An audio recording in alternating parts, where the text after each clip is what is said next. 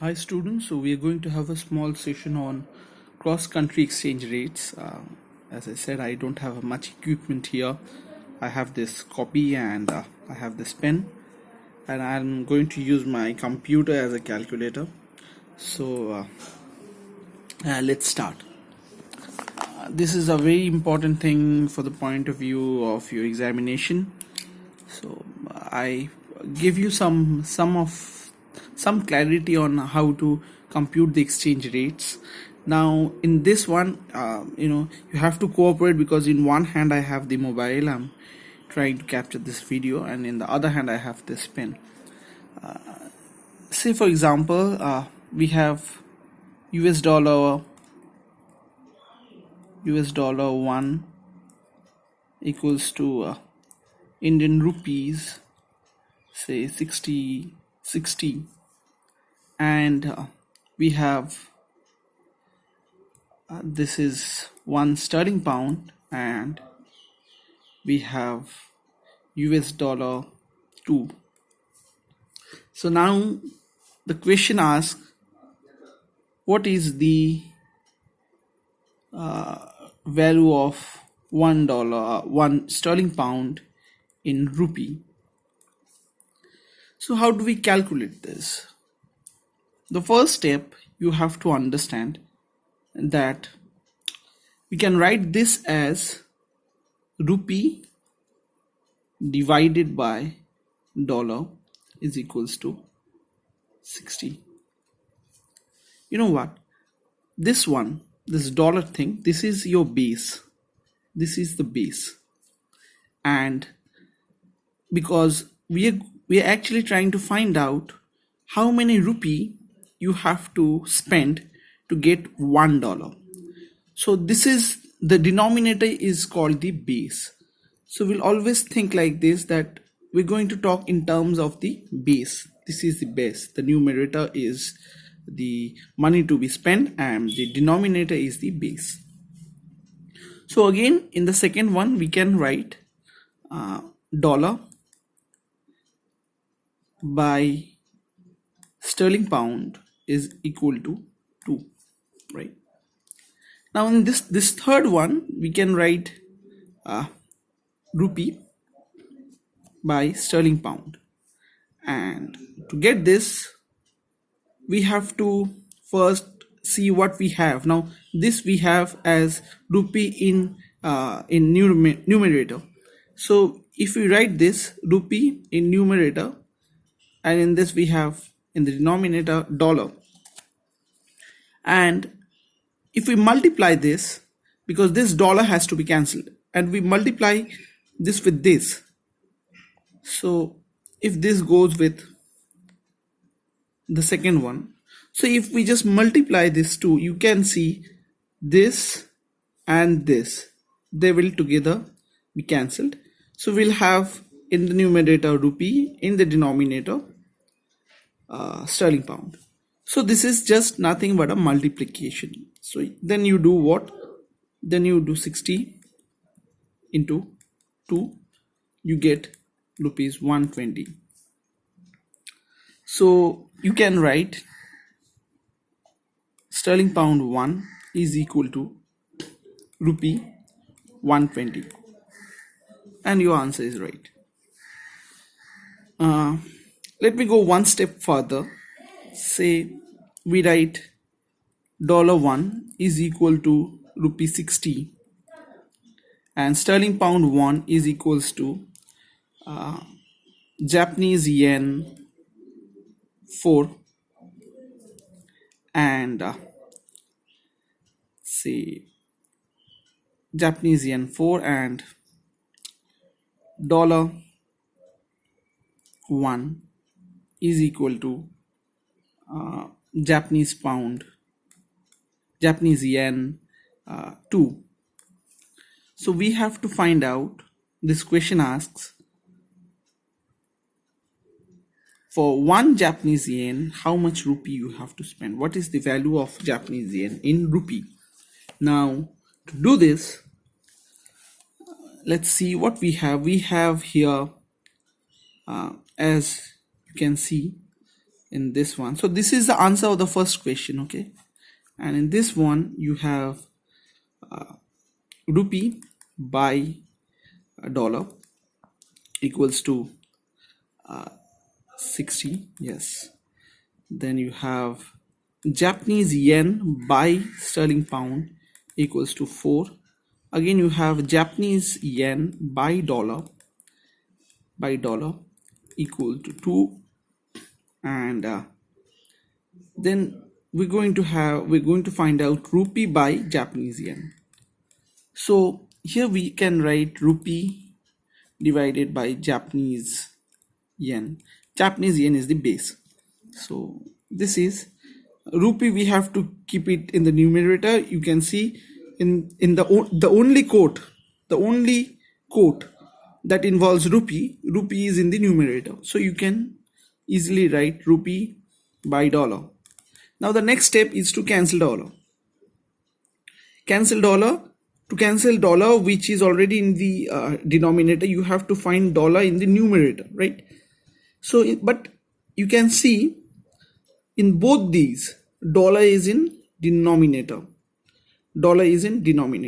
So what you have to do, if you multiply this, dollar won't get cancelled. But if you divide it, then dollar may be cancelled. Now how to do that? You give this sign.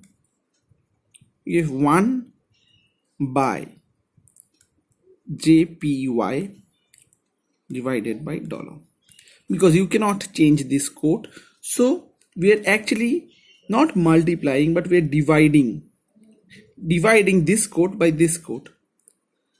Next,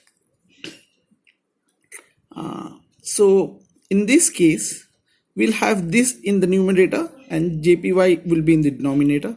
So JPY got one denominator, but next one we have to find out, do we actually require this quote, this third quote? You can see I believe we do not require this third quote. So these two quotes,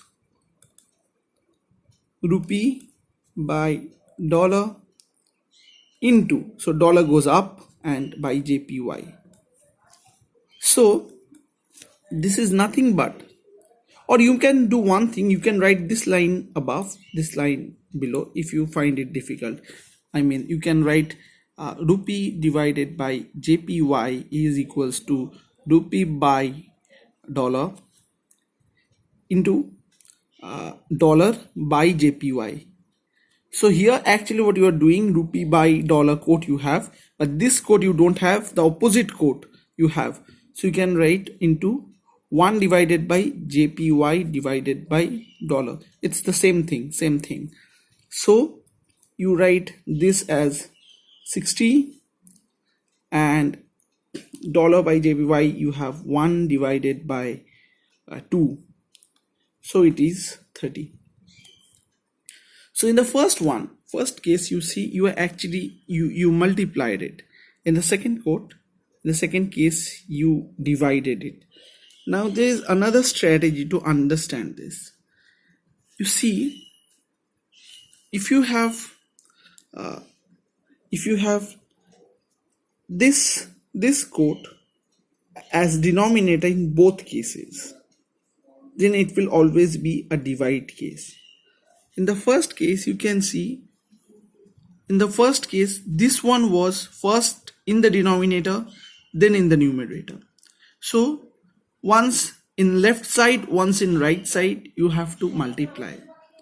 But if both are in same side, I mean this in the left side, again this in the left side. So in this kind of thing, so this code does not matter in this. This code does not matter.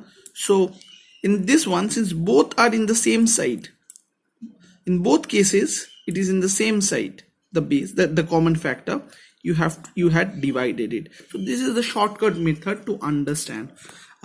So these are the two ways to find out a cross exchange, an exchange rate. Now we are going to have a 2-tier exchange rate, and that would be very important for your examination purpose. It's actually very difficult. I'm stuck here in Kolkata, and I hope all of you are safe there in Siliguri.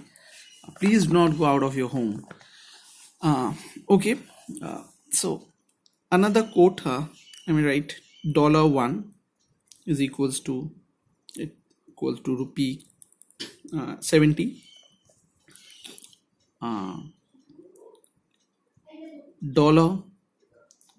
$1 is equal to euro 0.8, sorry, sterling pound 0.8, and we may have this 1 sterling pound equals to euro 1.5. Yeah, this looks good. So we have to find out 1 euro equals to how many rupees. Now let's see. So you have already understood the concept. I'm not going to the concept again. So we have to find out rupee divided by euro, and this is nothing but, in the first case you have rupee in the numerator, so you write this. Now you have to cancel this, so obviously you have to keep it in the numerator, and in this case you have another one, so write this and multiply. Now you have to cancel this out, so this by this. So now you can see this will be cancelled by this will be cancelled by this, so you have this as numerator, this as denominator. Now let's go see here. This quote is a rupee by dollar quote. This quote is a sterling pound by dollar quote. This quote is a euro by sterling pound quote. So this one you have, this one again you have, but this one you do not have. You have the opposite of this one. So what you have to do, you have to make it rupee by dollar into 1 divided by sterling pound by dollar into sterling pound by euro. So it's simple. 70 into 1 divided by 0.8 multiplied by 1.5. So this would be it. 70 divided by 0.8 into 1.5 comes out to 131.25. 131.25. So you can write as the answer euro 1 is equal to rupees 131.25. This is again something very important. If there is a question of 3 marks coming, there is high probability that the question will have at least 3 there must be 2 ways, 2 multiplications or 1 division, 1 multiplication like this, or 2 divisions. So it would be a 3-step, not a 2-step, not a 2-step exchange rate find out. So so this is it. This is what I tried to share with you. I hope this would be good for you. Though I gave very easy numbers in the questions, this would be difficult ones, but you will have your calculator. So this is the concept. This is how you calculate cross exchange rates. Thank you, students, for your patient hearing, and please let me know if this was good or this was bad, or anything else could be done. Thank you.